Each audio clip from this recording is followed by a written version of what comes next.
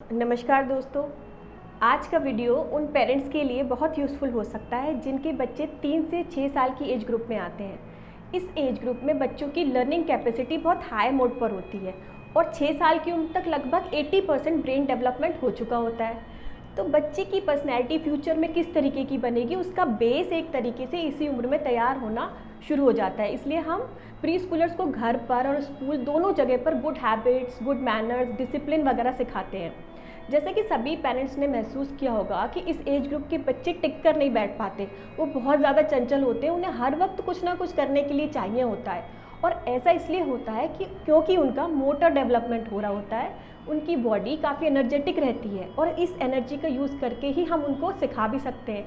इसीलिए pre schools में जो सिखाने का तरीका होता है वो gross and fine motor skill based होता है। ग्रॉस मोटर स्किल यानी डांस और प्ले एक्टिविटीज़ के द्वारा सिखाना, फाइन मोटर स्किल यानी फिंगर स्किल से, कलरिंग से, ड्राइंग्स के ज़रिए सिखाना।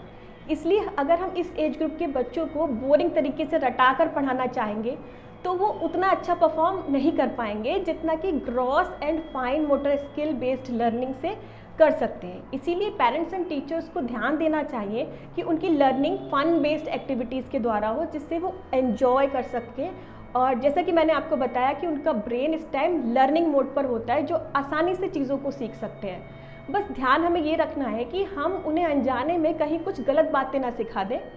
तो आइए आज डिस्कस करते हैं कुछ पॉइंट्स तो जो 3 से 6 साल के बच्चे के लिए काफ़ी यूज़फुल हो सकते हैं। तो फर्स्ट पॉइंट है एनकरेज टीम वर्क। 3 से 6 साल की जो एज ग्रुप होती है उसमें हम बच्चों को छोटे छोटे हाउस होल्ड वर्क जो होते हैं उसमें एंगेज करके उनकी एनर्जी को चैनलाइज कर सकते हैं। साथ ही साथ इससे हमारी और उनकी बॉन्डिंग भी स्ट्रॉन्ग हो जाएगी। एग्जाम्पल के लिए जैसे टॉयज़ फैले हुए हैं तो हम उनके साथ मिल कर के उन्हें बॉक्स में रखवा सकते हैं। आप उनको ऑर्डर दे सकते हो कि न्यूज़पेपर लेकर के आओ, कोई चीज़ उठा के रख के आओ। तो छोटे छोटे आप उनको कामों में एंगेज कर सकते हैं।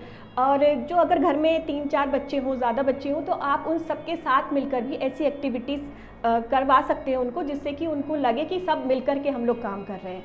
तो इससे उनको मोटिवेशन मिलेगा, उनको एनकरेजमेंट मिलेगा और इसका फ़ायदा भी आपको आसानी से नज़र आएगा कि आपके बिहेवियर इश्यूज़ हैं जो बच्चे के, उसमें आपको हेल्प मिलेगी। नंबर 2 है treat your child with respect.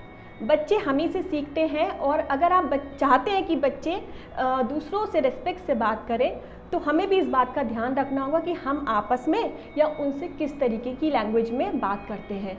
कई बार पेरेंट्स कहते हैं कि बच्चा बाहर से या स्कूल से एब्यूसिव लैंग्वेज सीख रहा है, बट फिर बाद में उनको रियलाइज़ होता है कि ये सब उन्होंने अपनी ही फैमिली के किसी मेंबर से सीखा है। तो इस बात का बहुत ध्यान रखना है कि हम बच्चे को कौन सी लैंग्वेज सिखा रहे हैं, किस तरीके की भाषा हम उसको बोलना सिखा रहे हैं। नंबर 3 पॉइंट है use discipline to teach and avoid punishment. 3 से 6 साल की उम्र के जो बच्चे होते हैं उनको सिखाने का बेस्ट तरीका होता है कि सबसे पहले हमें उन्हें डिसिप्लिन सिखाना चाहिए, उनका रूटीन बनाना चाहिए। और कई बार हम उनको रूटीन और डिसिप्लिन में रहना नहीं सिखा पाते और जब वो किसी काम को करने से मना करते हैं या बिहेवियर इश्यूज़ दिखाते हैं तो हम उनको पनिशमेंट देने लगते हैं। ये बिल्कुल गलत है। छोटे बच्चों का मन बहुत ही कोमल होता है, उन्हें कभी भी डराना धमकाना नहीं चाहिए।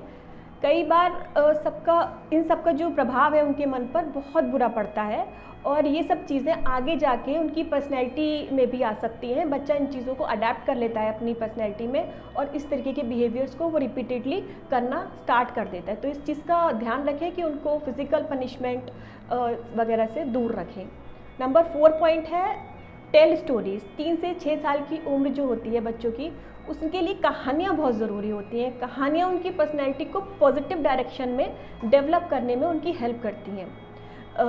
कहानी जब हम सुनाते हैं तो बच्चे के ब्रेन की इमेजिनेशन पावर डेवलप होती है, बढ़ती है।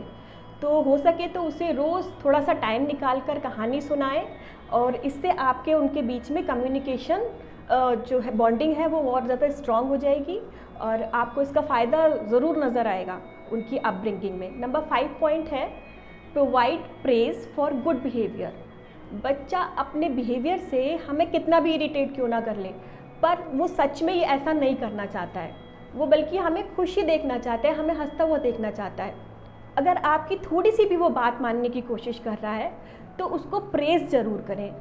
और उसे रिमाइंड भी करवाएं कि तुमने बात मानी थी and you are a good child. बस हमें ध्यान इस बात का रखना है कि वो जो प्रेज़ हम उसको कर रहे हैं, तारीफ़ कर रहे हैं, वो मटेरियलिस्टिक चीज़ों की ना हो, बल्कि बातों से प्रेज़ करें, स्टार दें, स्माइली दें, उसे जताएं कि आप उससे खुश हैं, उसे प्यार करते हैं। धीरे धीरे उसका मोटिवेशन बढ़ेगा और आपके लिए भी ईजी होगा उसको हैंडल करना। तो इन सब चीज़ों का आपको बहुत ज़्यादा ध्यान रखना है। आई होप कि 3 से 6 साल की एज ग्रुप के बच्चों के लिए जो पेरेंटिंग टिप्स आपको बताई वो आपको अच्छी लगी होंगी।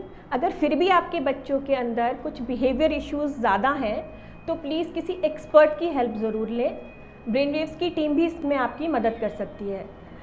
ऐसा हो सकता है कि बच्चा किसी साइकोलॉजिकल या न्यूरोलॉजिकल प्रॉब्लम को फेस कर रहा हो, तो इस चीज़ का ज़रूर ध्यान दें। मिलते हैं अगले वीडियो में, तब तक के लिए goodbye and thank you for listening.